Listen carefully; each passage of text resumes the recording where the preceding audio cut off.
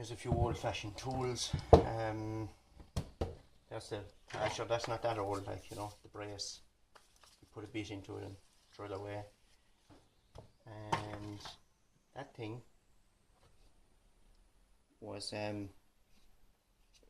making holes in blocks. You'd keep spinning it around. Well, you did. But no, you need a bigger hammer than that. And I don't know if you can see it. You just keep that's it there now. See, if you keep spinning it every time you hit it, it would make a hole for a roll plug. So that was the old-fashioned way of doing it. And this fella then, an auger. We used to use them shuttering and in England, but before that, I suppose people used to drill holes in telegraph poles with them as well. And the name is on it. Fella was telling me there lately. W.M. Ridgway Sheffield is written on that. I don't know if they're handmade now or what, but one second, I'll just see that.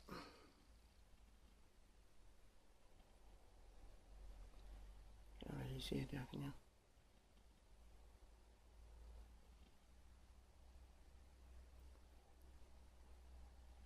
Just above my thumb there. It's hard to see it in fairness now. And there's also a number on it there. Maybe whoever makes it, that was N189.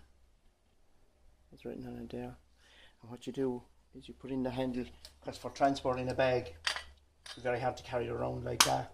And you'd usually have the handle like that, and put a nail into it.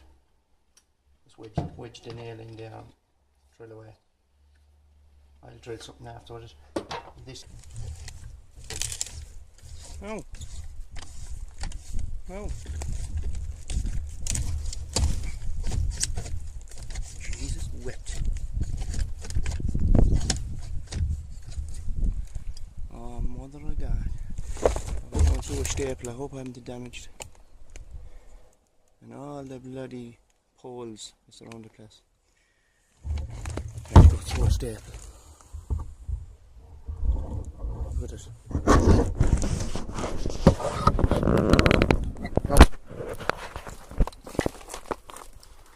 There's the hole. That bloody staple was going in there on it. Look at it. Now, if I put another one going the opposite way, that way, and then meet in the middle, I'll be able to make a universal joint for Jack Head's car. A jack plane, or a timber jack plane. I think I got that into school below. It's fairly woodworm now. Now there's no way of getting out the blade, only shock it out, and the piece of timber is missing out there, so you have to hit it with a hammer about that size. Kind of, when you hit it, snap at it like that, the blade shocks out, does it?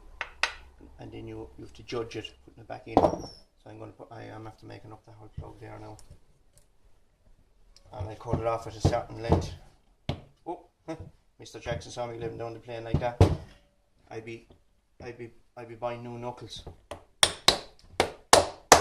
Now I don't know if that'll work now without it. It did. Brought out. That's the way you get them out. You don't go leaving or bulldozing, crowbarring at 90 degrees, that Mr. Jackson used to say to me. I'll cut that half there. I see it's fairly bad now, in fairness.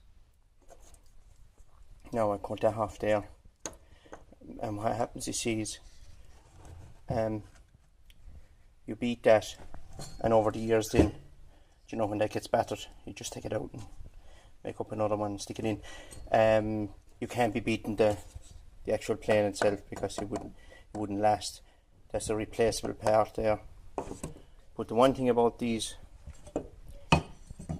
is there's brilliant steel in them.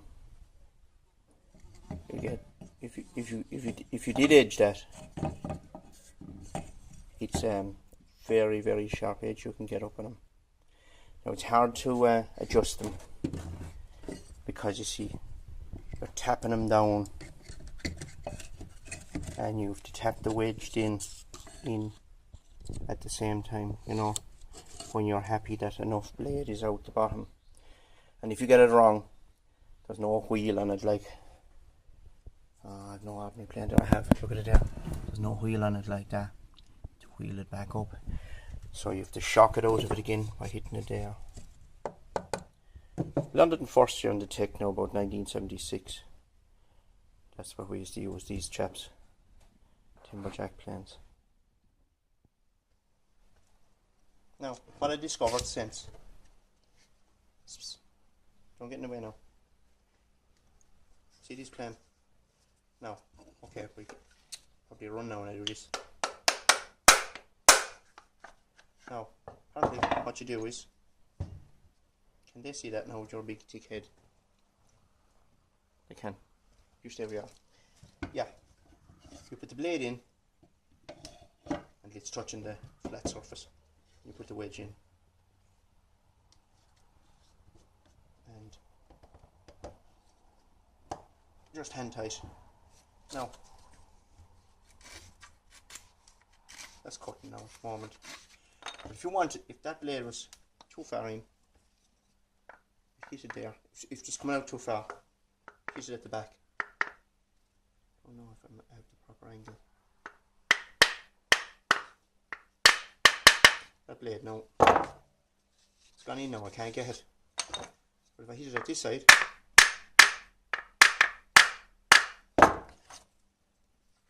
look, it's back again. And if it's not square, then you can tap it over and back here. I used to always use, everyone used to use these planes, these metal ones. You would have these, but I used to find them too hard to set. But in school now, that's all I ever knew. Bang it there. But a fella in Doon taught me the other day, Tom Sullivan, you can bang it there or there. I was actually amazed. Then I looked it up on YouTube and I did see it. So I might use this now, because now that I'm able to set it a bit more accurate, I just find it too hard to set before. But now with this business, you know, you can get it more accurate. What do you think? What's your opinion on this? How long have you been sitting there? What's the angle? What's the bevel on the end of the on the end of the blade?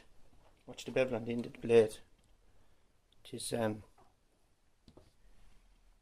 really, they have a fine bevel on it. Look at the thickness of it. One second now. The other blade now from it.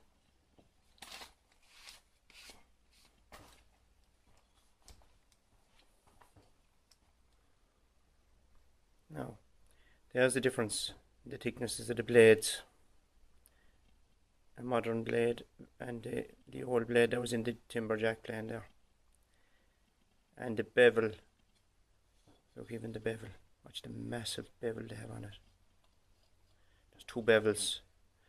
There's a long bevel, and then there's a quite a short one. It's very hard to see there. For to cut into the timber. Now that almost, I only cleaned the rust of it, and I was able to cut the skin there in my hand with it, and it's left up there for like 15 years anyway more. And this is what's written on it as well. When I cleaned it, if you shine a light across things, even if you're doing gravestones, if you can shine a light or else a mirror and use the sun, you can see a lot better. Anyway, marples, like, you know, isn't that there? I'm not looking at it. M. Marples and Sons, then Hibernia, and then warranted cast steel, Sheffield, England. This is written on that. There's a stamp in it as well, the Queen stamp or whatever that stamp is that they do. Over there, the Hibernia. And but that's a serious piece of steel compared to the dirt that's they're putting into. I know that in fairness now, Stanley, you'd get a bit of edge up on a Stanley, but the cheap planes is very hard to get an edge up on them because you know, the steel isn't in them, but that is the best of steel.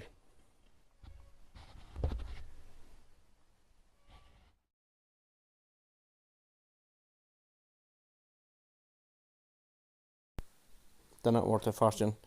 Here's one the same as I have on eBay and it's not even a tenner.